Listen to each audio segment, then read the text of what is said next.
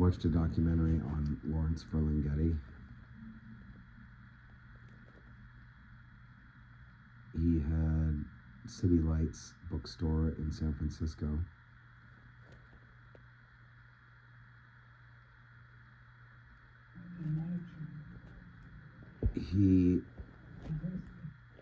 I think this movie, he lived to be like 100 years old or something, and so he was honored quite a bit in the end of his life, but it's interesting seeing his path. I didn't quite catch exactly what happened at the beginning, like his parents, like maybe his dad left and his mom died, or was not fit to be a mother, so he lived with some aunts and uncles, and maybe was in foster care. He was a smart guy. He ended up going to like an Ivy League school, and there he studied something in humanities. Then he went in World War II, went over to Europe, and he met a woman who he married and had children with. They eventually divorced. At some point, he became sort of an anti-war guy and then moved to San Francisco. I think he was an editor of the paper, or he was somehow involved in writing in college. So he moved out to San Francisco, where there was a burgeoning literary scene, and he took over this bookstore. There was another place that he had a kinship with in Paris, these bookstores that were representative of freedom of speech. And he, in the 50s, he published Beat Poets, and I think he was there. There was discussion of the obscenity trial about Howl, the poem by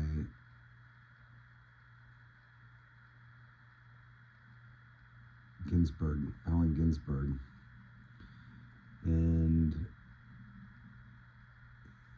people that were interviewed in it were the different writers, from like Dave Eggers, a younger writer, and then older writers who had respected him, and they just paid a lot of tribute and gave him kudos for all he had done for the literary scene in the United States and beyond, definitely for San Francisco.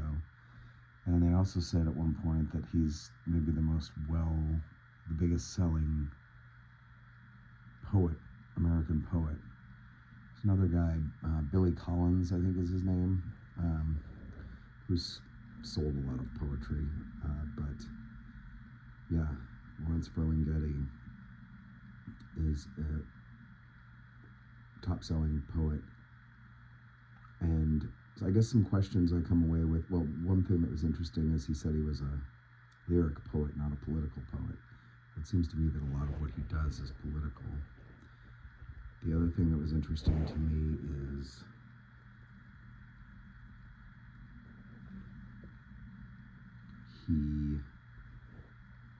I'm always interested. I come to these, I think, because I'm interested in exploring freedom. So the work of Henry Miller, Walt Whitman, let's say,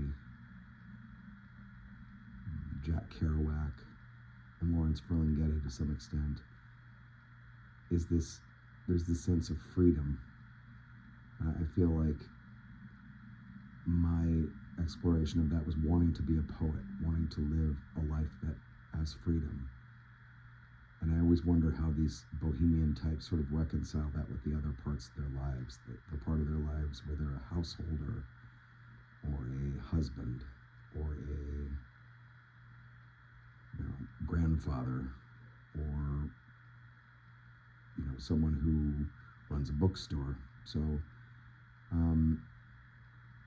I still have questions about that and how it all came together for Lawrence Ferlinghetti, but I thought it was definitely worth watching. And as far as someone who ran a bookstore called City Lights for all those years, I would say his light definitely shined brightly.